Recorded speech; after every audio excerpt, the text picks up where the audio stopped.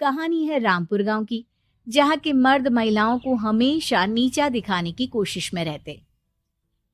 अरे अभी तक खाना नहीं आया, क्या मुझे एक और शादी करने की जरूरत है?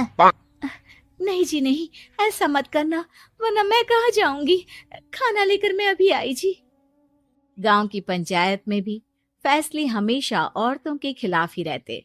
मैं जो फैसला सुनाता हूँ वो भगवान की आज्ञा होती है।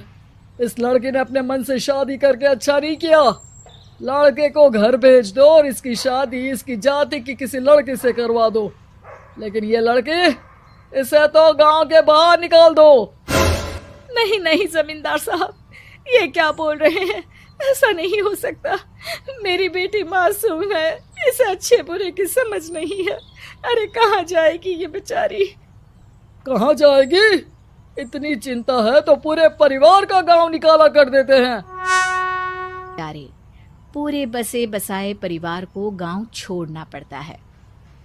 चाहे जो हो, अगर बेटियों को कंट्रोल नहीं कर सकते तो गांव में रहने का कोई मतलब नहीं है। यहाँ औरतों को दब कर रहना होगा।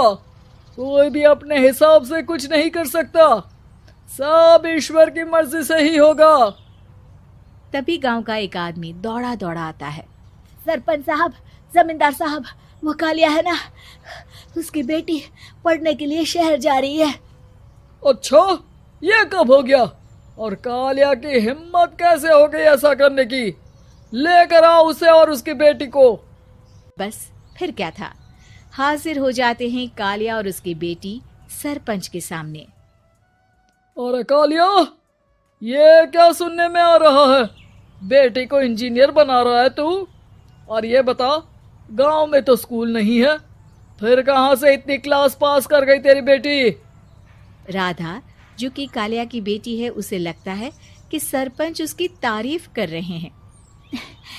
सरपंच जी, मैंने ऑनलाइन पढ़ाई की है, डिस्टेंस लर्निंग से। सभी में मैंने अच्छे नंबर पाए हैं, जिसे देखते हुए शहर की इंजीनियरिंग कॉलेज में मुझे स्कॉलरशिप मिली है। वाह जी वाह, क्या होती है ये? पहले तो ये बताओ, फिर आगे की बात करते हैं। पूरा गांव राधा की बात सुन रहा था और राधा बोलती जा रही थी। तो ऐसे मैं फ्री में एक अच्छी शिक्षा लेकर गांव में जो कुछ परेशानियां हैं, जैसे बिजली, पानी और इंटरनेट जैसी समस्याओं के लिए काम करूंगी। मैं गांव को शहर से जोड़ने के लिए पुल का निर्माण करवाने का प्रस्ताव रखूंगी। मुझे पूरी उम्मीद है कि जल्द ही हमारा गांव भी तरक्की की राह पर चल पड़ेगा। राधा की बात सुनकर सारे गांव वाले ताली बजाने लगते हैं। सरपंच को समझ नहीं आता कि वो क्या करे। चुप रह नादान लड़की, गांव के खिलाफ जाने के लिए तुझे गांव से बेदखल कर दिया जाएगा, वो भी पूरे परिवार के साथ। और हाँ, अगर ठीक से गांव में रहना चाहती है तो ये पढ़ाई लिखाई छोड़ दे। हम तेरे लिए गांव का कोई होनहार लड़का देखेंगे। तभी गांव आदमी बोल पड़ता है। अरे नहीं नहीं सरपंच जी, राधा बिटिया जो बता रही है, अगर वैसा हो जाए तो हम लोगों को पैसा कमाने के लिए बाहर नहीं जाना पड़ेगा। हाँ जी, और ना ही कोसों दूर पानी के लिए भटकना पड़ेगा। हमारे बच्चे भी अच्छी पढ़ाई कर सकेंगे और आगे बढ़ेंगे, ना कि हमारी तरह खेती करते बैठेंगे। क्यों गांव वालों, राधा बिटिया का साथ देना चाहिए ना। सरपंच देखता है कि गांव राधा के साथ है तो वो चुप हो जाता है। वो घर आकर अपने सलाहकार से बात करता है, जो बहुत ही चालाक किस्म का इंसान होता है। अरे सरपंच साहब, आपको बहुत ही होशियारी से काम लेना पड़ेगा। एक बार गांव तरक्की कर गया, यहाँ के बालक पढ़ लिए तो कोई ना पूछेगा आपको।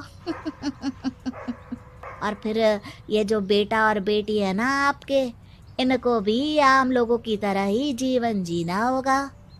हाँ, लेकिन करे तो क्या करे? वो ना आप मुझ पर छोड़ दीजिए, बस मैं जैसा बोलूं करते जाइए। अगले रोज सुबह जब गांव वाले सोकर उठते हैं तो राधा के घर के बाहर और साथ ही वो लोग जिन्होंने राधा का सपोर्ट किया था, उनके घर के आगे लाल रंग से कल आऊंगी लिखा होता है। कल आऊंगी? यह क्या होता है? अरे यह तो खून से लिखा है, लगता है कोई भूत प्रेत या चुड़ैल का साया है। चलो सरपंच जी के पास चलते हैं। सभी सरपंच के पास जाकर उसे सारी बात बताते हैं। अरे ये तो बड़ी मुश्किल की बात है। चलो मैं एक बाबा को जानता हूँ, उन्हें बुला लेता हूँ। सरपंच बाबा को लेकर गांव के घर के बाहर जाता है। ओहो, तो ये वो चुड़ैल है जो उन लोगों को निशाना बनाते हैं जो गांव को बदलने का सपना देखते हैं। वो गांव को ऐसे ही संपन्न देखना चाहती है। वो नहीं चाहती कि कोई बाहरी यहाँ का कायाकल्प करे। क्या तुम लोगों में से किसी ने गांव को बदलने की सोच रखी है? तभी राधा की माँ रोते रोते आती है। मेरी राधा घर से गायब हो गई है। अरे कोई तो बचाओ, मेरी बच्ची कहाँ गई?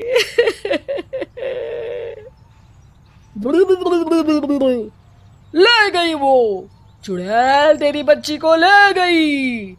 अब वो उसे श्रापित करके छोड़ेगी, उस पर चुड़ैल का साया हो जाएगा। तभी बुरी सी हालत में राधा भी वहां आ जाती है। उसके बाल चुड़ैल की तरह फैले होते हैं और कपड़ों में खून लगा होता है। सभी राधा को देखकर डर जाते हैं। माँ, पता नहीं मुझे कौन उठा कर ले गया था। अरे दूर दूर हो जा चुड़ैल, अब हम लोग इस गांव में नहीं रुकेंगे। अरे कैसे बातें कर रहे हैं आप? कल तो आप मेरे भरोसे गांव का हुलिया बदलने, अपने बच्चों को पढ़ाने और तरक्की उन्नति की बात कर रहे थे, तो आज क्या हो गया आपको? ये फिर तुम लोगों को बहकाएगी। ये चुड़ैल गांव में आ चुकी है, ऐसे ही ये तुम्हारे घर के बच्चों को भी ले जाएगी। गांव वाले राधा को गांव से बाहर निकाल देते हैं। उसके माँ बाप रोते रहते हैं, लेकिन गांव वाले नहीं मानते। मैं भी अपनी बहन के साथ गांव के बाहर रहूंगा, लेकिन वो पढ़ाई नहीं छोड़ेगी। वहीं सरपंच के घर पर सलाहकार कहता है। देखा, सांप भी मर गया और लाठी भी नहीं टूटी। लेकिन अगले ही दिन सरपंच के घर के बाहर भी वही शब्द लिखे होते हैं। और फिर सरपंच की बीवी कहती है, हमारी बेटी को किसी ने अगवा कर लिया है। तभी राधा का भाई वहां आ जाता है। अरे गांव वालों, मैंने सरपंच जी की बेटी को देखा था। वो चुड़ैल उसे उठाकर ले जा रही थी। अरे क्या मजाक कर रहे हो? नहीं नहीं सरपंच जी, आप नहीं जानते। वो चुड़ैल अब आपकी बेटी में आ जाएगी, जैसे राधा के अंदर आ गई थी। तभी सरपंच की बेटी वैसी ही हालत में वहां आती है जैसे राधा आई थी। पापा, पता नहीं कैसे मैं गायब हो गई थी।